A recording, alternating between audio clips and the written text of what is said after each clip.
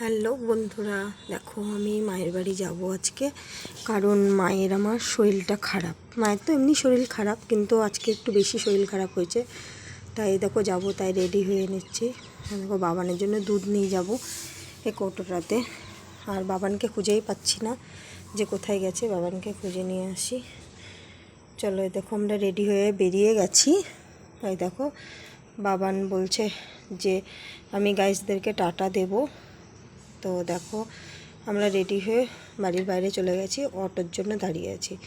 বাবান বারবার বলছে টাটা করব, আমি বলছি করো টাটা। তা বাবান আজকে টাটা করছে যে তোমরা দেখো। দেখো চলো আমরা বেরিয়ে গেছি, টোটো পাচ্ছি না, যার জন্য আমরা হেঁটে হেঁটে যাচ্ছি।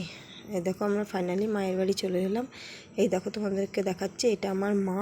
আর এই দেখো বাবান আমার মায়ের সাথে খেলছে। দেখো দিব্যি সুন্দর খেলছে।